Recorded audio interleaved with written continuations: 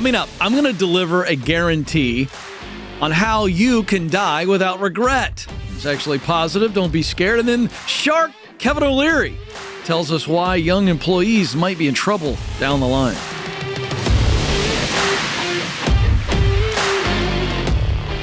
I'm here to help you win at work. If you're getting better, your paycheck is getting bigger. And so if you're in for that, let's go, shall we? All right, so I've mentioned this many, many times on the show that if you prescribe to what I teach, to what I believe, that you fulfill this role that you were created to fill in your work, I can tell you that certainly in your professional journey, when you get to the end of your rope, your time on this planet, let's just assume you get this opportunity and you're old and you know your time is getting short, that you could look back on your life, certainly your professional life, and reminisce. I know that I'm in a place where I can do that now. I can look back and I can go through the valleys. I can think about the mountaintops and all the stuff in between. And I can say at this very point in my life that I am truly in a place of reminiscing on what has happened, what has transpired, what I've done, what I've learned. And it's been a great ride. And I want that for everybody, because I think if you have that in your professional life, I know if you have that in your professional life, there's a good chance you can have that in your personal life. And so I've said that many, many times. And so what I want to do today is I want to set the framework, because this has a professional and personal application. But the framework for this is actually one of the most gripping books ever written on regret. And the book was titled and is titled Top 5 Regrets of the Dying, A Life Transformed by the Dearly Departing. It was written by a hospice nurse out of Australia. And so this is a lady who has cared for people who know that they have days and weeks to live. And so imagine a front row seat with someone who knows that their time on this planet is up. Powerful stuff. Eternity is moments, days, weeks away. Talk about perspective. Hello. And so no wonder this book is a bestseller. And so I want to walk through the top 5 regrets of people who are dying. And then I want to come underneath each of those regrets, and I want to give you what I believe is the source of the actions or lack of actions that caused regret. And it is my hope today, not to freak anybody out, but it is my hope that I learn and that you learn with me, so that we can live a life that we reminisce on, not regret. Here we go. Top 5 regrets of the dying. Number 1, I wish I had lived true to myself and not what others expected. Number 2, we'll come back through these. Number 2, I wish that I had not worked so hard. You could probably put the word long in there as well. Number 3, regret of the dying. I wish I had had the courage to express my feelings. Ooh, we'll come back to these. Number 4, I regret that I did not stay in touch with my friends. And then number 5, regret of the dying. I wish I had let myself be happier. Wow. I think it's important, and the reason why I walk through the list very briefly here before we dive into what I believe are the sources of the regret, to take inventory today. Wherever you're listening, wherever you're watching, how many of these regrets are beginning to show themselves right now? How many of you have regrets now that you haven't lived the life that you wanted because you have been living the life that others expected or dictated for you? Ooh. How many of you regret how much time you're putting into work and you're out of balance as it relates to family, friends, and your health? How many of you regret that you have not already expressed feelings that your heart is longing to share? How many of you regret becoming isolated and losing touch with dear friends? How many of you regret the way you feel today about where your life is? So these are the 5. Let's get into the sources. Number 1, wish I lived true to myself and not what others expected. What's the source of this regret? In other words, what is the cause of this effect? Let's talk cause and effect. We've all learned cause and effect, so we understand this. What's the cause of this regret? That I did not live true to myself. I think it's this. I think it is a fear of disappointing others. I cannot tell you how many times, folks, on this show, I've had someone call me, and they'll be in their 30s, sometimes even 40s, and they will call for professional direction. And as I am coaching them and digging into what's going on, I find that they had identified a path, a professional path, a calling early on in their lives, in adolescence, as teenagers, and their well-meaning parents who love them accidentally squashed their heart and their vision. I remember one is coming to me right now. I remember a young lady, probably in her mid-30s, not happy professionally, Alex. And I remember you could feel the emotion in her very early on. And because I could hear and feel the emotion, I began to dig deeper to say, why didn't you pursue that thing? And she hadn't even told me what the thing is. And she said, because my dad told me it wasn't smart. And then I said, what was the thing? And she said, working with horses. And she began to cry as soon as she said it. So then we spent the rest of the time going, wait a second, what are all the things that you could do in the area of working with horses where you can, in fact, make a living? And then you could adjust your lifestyle to that living. But this father of hers, and I was very clear to say that he's not a bad man. He didn't intentionally squash your dreams. He was acting out of fear. And he put this expectation on you to do something that is more stable and more financially viable than work with horses. And she didn't want to disappoint her dad. And in trying not to disappoint her dad, she disappointed herself. Whew. Wow.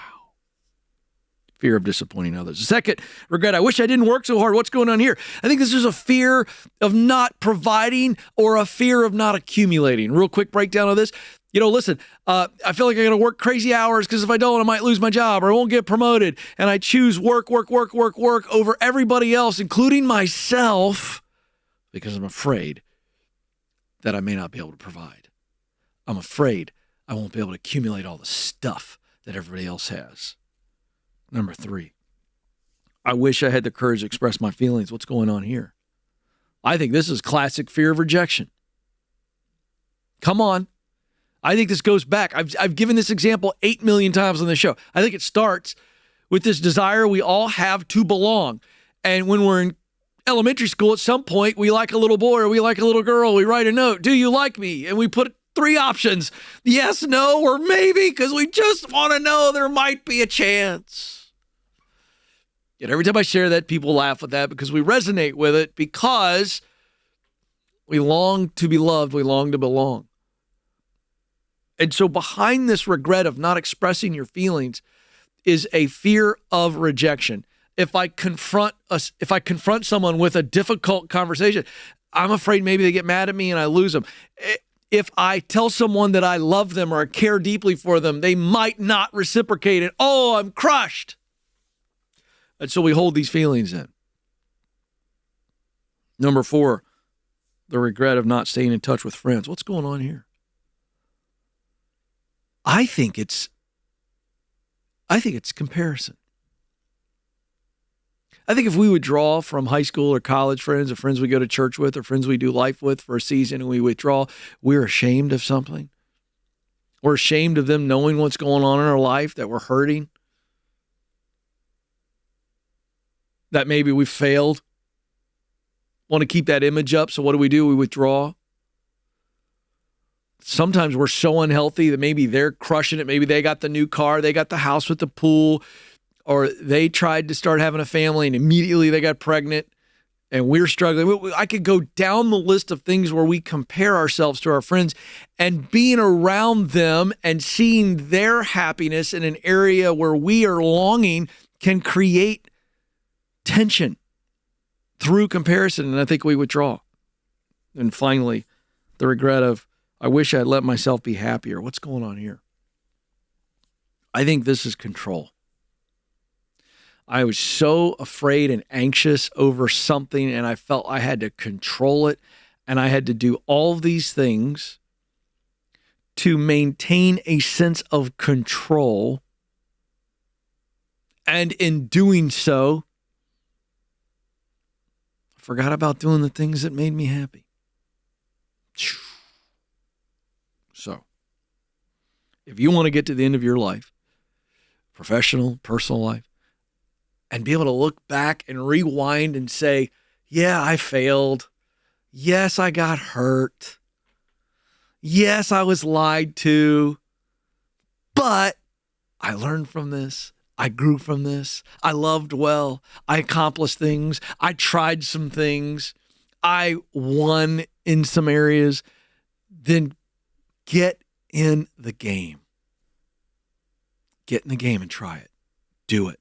Learn from it. Get better at it. This is the key to getting to the end of the road. And looking back and saying, man, there were some good moments. I don't want you to have regrets. I want you to reminisce.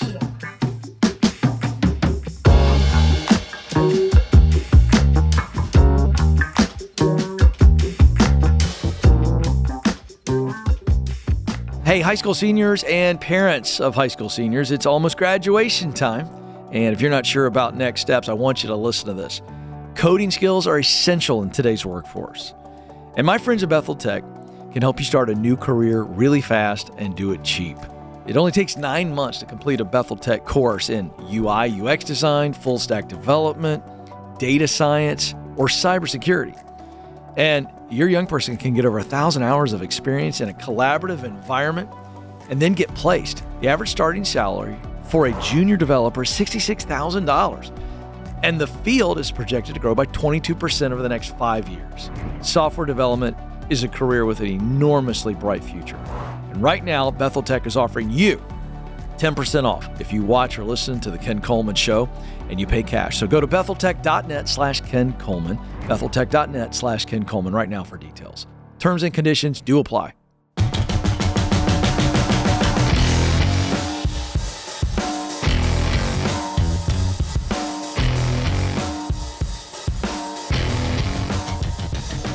Self-awareness is a superpower, folks. If I could give just one gift to everybody in the world, I promise you it wouldn't be money, it would be self-awareness.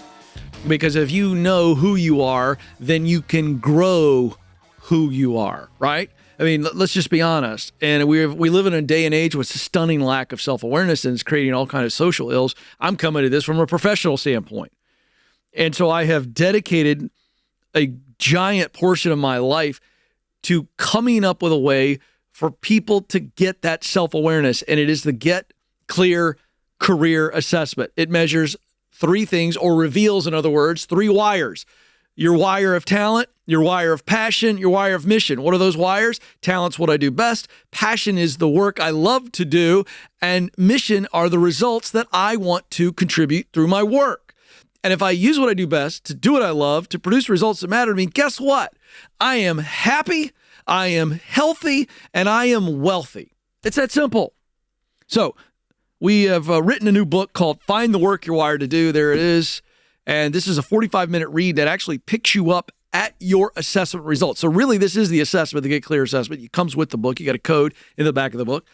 And after you get your results that I just kind of gave you an overview on, this little book is allowing me to coach you, grab you by the hand, and help you, now that you know who you are, help you figure out where you want to go and how you get there. And this is professionally. So if you want to win financially, you got to be winning professionally. You can get the book and the assessment, all one price, kencoleman.com. Go to the store. All right. Where is my article? Here we go. This is exciting. Oh, my goodness. How many of you out there are Shark Tank fans? We got a family out there. Do you let your kids watch Shark Tank? Okay, we got one kid going, yeah. I'm not even sure he knows what it is, but he's excited about it. I love Shark Tank. Great show. My kids actually like it because it's actually real entrepreneurial stuff, and they gotta pitch a business. And so you probably know about the show. Well, one of the stars of Shark Tank is a guy by the name of Kevin O'Leary. He calls himself Mr. Wonderful. By the way, what kind of ego do you gotta have to call yourself Mr. Wonderful. Do you know what I mean? I mean, I'm pretty pleased with myself. But I'm not going to call myself Mr. Fantastic. You know what I mean? What if I was like, guys, I would like you to call me Mr. Spectacular? Kelly doesn't like it. And thank you. I think it's a bit much. I've always wanted to say that about Kevin O'Leary. I like the guy, his on-camera persona. But seriously, anyway, here's where I agree with him. So here is the hottest news story of the day. And this is a warning to young people and to people who like to be civically involved, and I'm all for that. But we live in a different age, and you can't do what you used to do and get away with it. What am I talking about? I'm talking about protesting and acting out in a way that hurts your professional prospects. Now, listen, I'm all for the ability to protest. I'm not okay with breaking laws under the guise or under the banner of protest. And so Kevin O'Leary's been very, very vocal about this. Here's what he's saying. He's saying that, in particular, what we're seeing on college campuses now with the pro-Palestinian protesting, where they are breaking windows, unlawfully gathering. He's saying with artificial intelligence now and screening as it relates to job applications, they're pretty much in big trouble. This is a stain that will not come out, is what he's saying. This is a direct quote. Here's your resume with a picture of you burning a flag. Well, you're going in the pile over here because I can get the same person's talent in this pile that's not burning anything. He said, I can't believe the stuff I find in background checks now. And we've known about this for a while because of a social media imprint. You know, in fact, as a matter of fact, Alex, I heard an ad on the way home yesterday on SiriusXM. And so they're offering now a thing for individuals to clean up your online profile. And the way they were advertising is, you know, let's say you have an unruly customer or somebody that says something negative about you. Presumably, I guess, Alex, you can buy this software and they scrub it from the internet. And I bring this up because if you've done something stupid and posted a really stupid video that you would not want a prospective employer to see, you might want to get that software. I'm not endorsing it, but I'm just saying, try to clean that stuff up.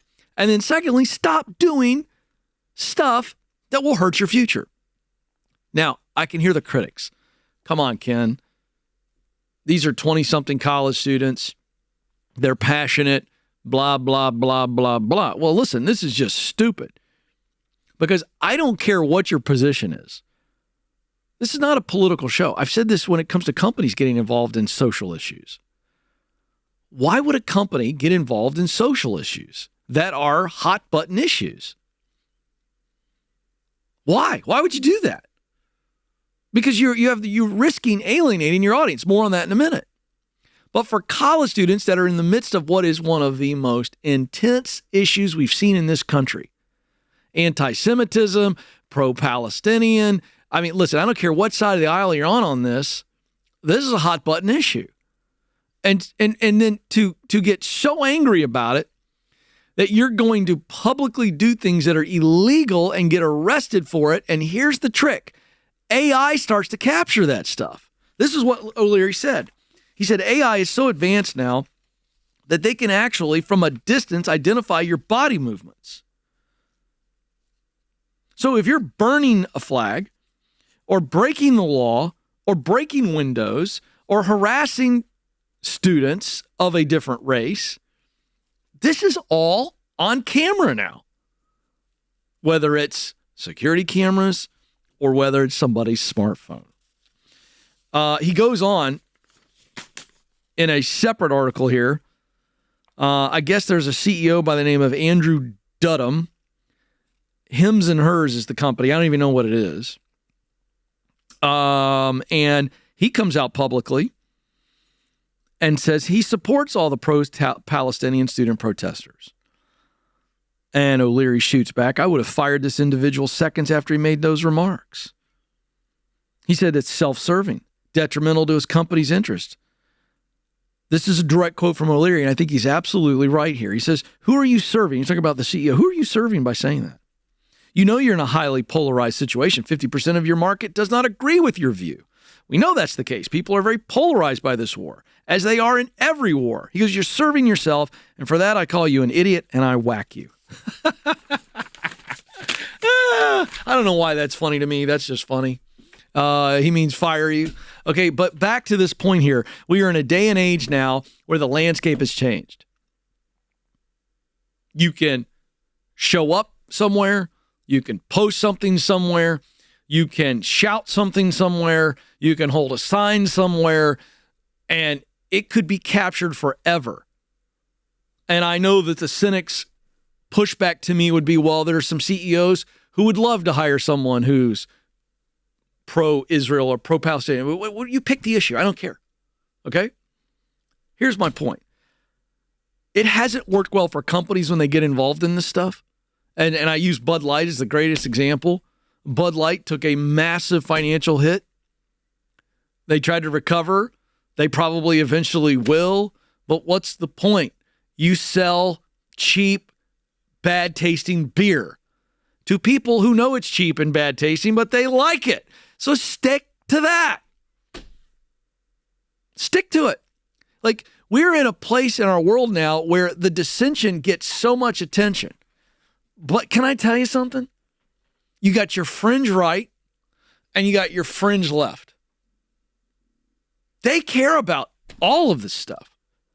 And they're the ones making all the noise on social media. And let me call out our friends in the media. They love this stuff. Do you know I just saw a poll, Alex? And by the way, you all can check me on this. I can't cite it right here as I have it in front of me. But they surveyed Gen Z. This is my kids. These are the ones we're seeing on these campuses.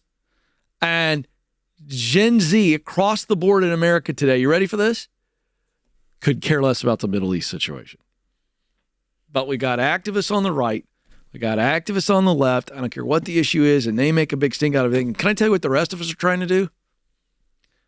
We're just trying to win the day. Just trying to win in our home.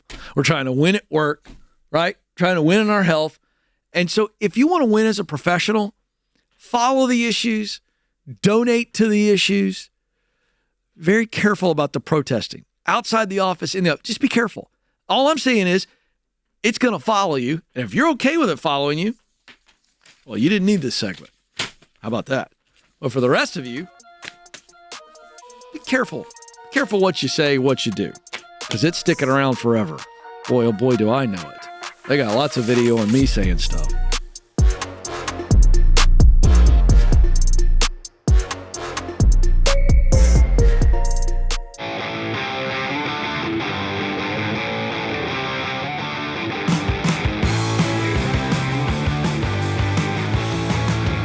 All right, welcome back to the Ken Coleman Show. About ready to get to a coaching situation. Hey, if the show's helping you and you're enjoying it in any way, be sure to support us on video on YouTube. You can give us a thumbs up, subscribe and share, and then on your favorite podcast, a follow and a 5-star review. And we were talking about this during the break.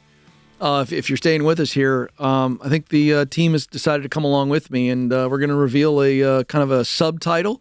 Welcome to the Mr. Fantastic Show. That's what we're going to call it the rest of today. Mr. Fantastic. That's what we're going with, and I'm here for it. I feel like I need an outfit change for that. You know what I mean? I don't know what that is, but nonetheless, I am fantastic. Thank you. All right, let's go to Huntsville, Alabama. Jake is on the line. Jake, how can I help today? Hey, Ken. How are you?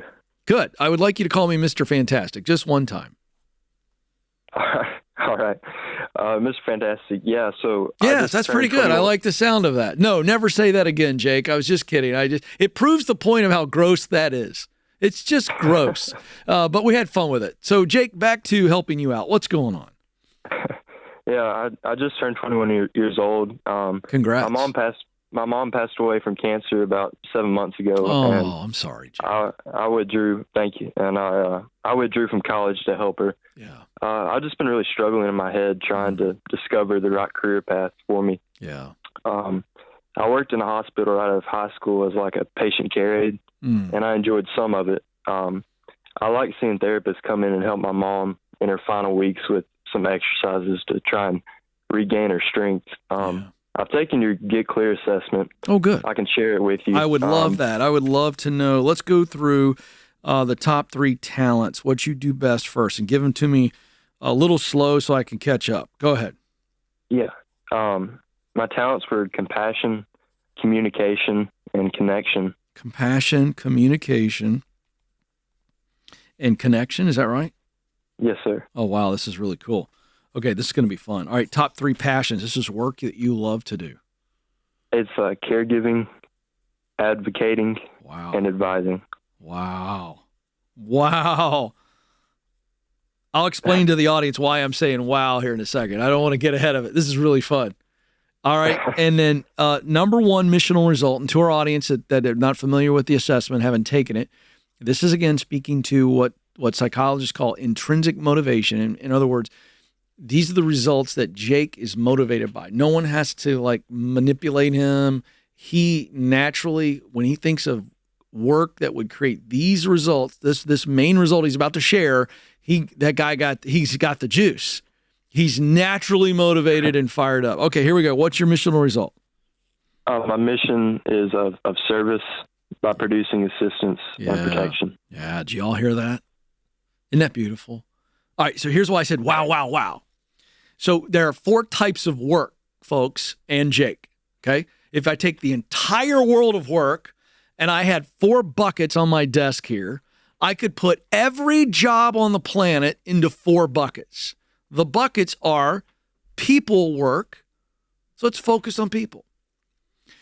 Process work, those are your systems and processes, right? We get that.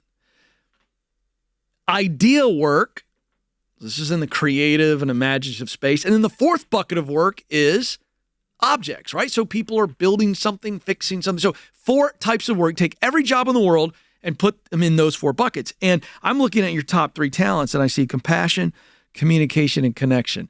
Jake, what bucket does that work fall into you? People, process, ideas, or objects?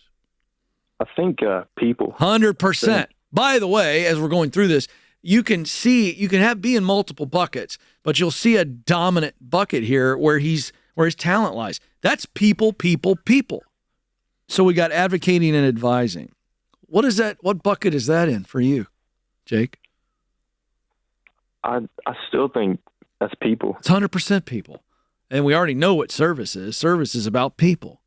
So here's what we know. And the reason I'm kind of walking you through this is because your assessment results scream you're really good at people work and you really enjoy working with people. Do you see that? Yes, sir. All right, so that's exciting. So here's where we get ideas and here's where we get confirmation. Okay? Mm-hmm. Now we go, all right, we already know that you are wired, the good Lord wired you to be good with people and to enjoy working with people. That's obvious. Now we got to figure out who are the people you really, really, really want to help. And so we've got some clues here. Caregiving, your top passion.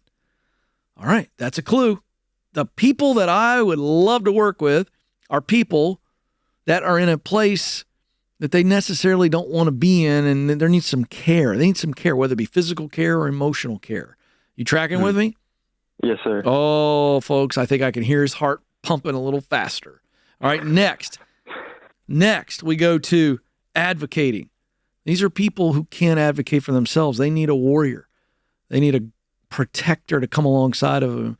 They need somebody to fight for them. You see that? That's what I think. And then the advising piece. By the way, it could be any combination of these 3 passions, but it's got to have a combination of that, right? So, yes, sir. All right, now I've built all this up. Let's just get to it. I want you to answer from your heart. Who are the people you most want to help? What problem or desire do they have? I want to help people who are just need rehabilitation. They need help getting back to the normal state of life. There you go. They and need that's hope. Physical help? Yes. Yeah, see, that's okay. Yes. It's okay to say, I want to help people who are hurting physically. Dave Ramsey wanted to help people who are hurting financially. I want to help people who are hurting professionally. It's okay to say, this is who I am. See, folks, I want you to listen here, and Jake, I want you to listen. I'm coaching you and a lot of people at the same time. The reason the Get Clear assessment is so powerful and the exercise that we just walked through is so powerful is that it is clarifying and it is speaking to your design, the way that Jake is designed. That's the talent piece. Jake came into the world hardwired with the talent of compassion, communication, and connection. Jake, if I go talk to everybody that knows you as teachers and professors and whatever, they all say the kid's got a way of communicating with people. He's got a way of connecting with people. Wouldn't they say that, Jake? Yes, sir. They would say that. Folks, Jake is wired with those talents. But now watch this. The passion and the mission results. That's all heart. And so, folks, the way to know who you are is to look at your design and look at your story. Our story is made up of two distinct factors. Factor number one, the environment we grew up in, our home, and the way we were interacting with people who were closest to us. That is our environment. Think of it as your greenhouse. Factor number two, your experience to this point, where you've won in life, where you've failed, where you've been loved, where you've been hurt. And so, Jake, there's no question in my mind that your mother's experience shaped your heart so clearly, you got to follow that. You got me? Yeah. Yes, sir. All right. So, all you got to figure out now is, with those talents that I have, compassion, communication, and connection. And by the way, go back to your assessment results and look at the rest of the talents that are above average for you. We call those solid talents in the assessment. We just went through your super talents, the top three. But look at everything that is a talent above average, and those are the clues as to how you can help people who are physically hurting. We already know you want to help people who are physically hurting. Now the question is, I begin to ideate and select. So for instance, do my top talents steer me towards physical therapy, or do they steer me towards nursing? And by the way, those aren't your only options. I'm just trying to quickly give you some handlebars to go, okay, I got to go look at the entire world of jobs and professions where they help people overcome something physically. Yeah. And as I begin to look at nursing, doctor, physical therapist, maybe a nutritionist, maybe a trainer, physical trainer, I start to look at all of that and I begin to bring it back to my talents and my passion and my mission, and all of those accomplish service. But now you got to go, wait a second, I want to be a caregiver. I want to be an advocate. I want to be an advisor. You know, listen, the advocate may be just you're advocating for them, not to somebody else, but to them. You know? So you got some exploration to do, but I don't think it's going to be that difficult. Real quick before I let you go, if you were going to pick something tomorrow in the area of serving people in their health, what would you pick tomorrow if you knew you didn't have to stay with it, but it was just a fun trial? What's the thing you would do tomorrow? Say it. I think I would work like almost like an occupational therapist, helping people like through after a stroke or something. Fantastic. So here's what I want you to do. I want to give him, Kelly, a copy of The Proximity Principle. This is a #1 best-selling book that is actually dedicated to this very idea. We just identified occupational therapy. We're not locking in on it. We're not committing to it. But I want you, Kelly, either give him the ebook, the audio, or hard copy, whatever he prefers. But here's what I want you to do, Jake. Now we're going to start hanging around occupational therapists, multiple, 2 or 3 minimum, and we're going to learn everything about their journey, what they love, what they hate, how they got there, what they do different. And if you can shadow them, whoo, it's even better. And here's what happens, folks. That's the clarify and verify. And your heart is either going to say, or that's it. This is the secret, parents. If your kid identifies something they might be interested in, get them around people that are doing it. Get them in places where it's happening and watch their heart select. It'll either be nope or yep. And it's a game changer. We don't teach this in schools, but I'm fighting the fight here. Hey, Jake, I'm proud of you, man. You're going to do great things. Turn your mother and her honor, her memory into great solutions. Thanks for listening to The Ken Coleman Show. For more, you can find the show on demand wherever you listen to podcasts and watch the show on YouTube. You can also find Ken across all social media by following @Ken Coleman.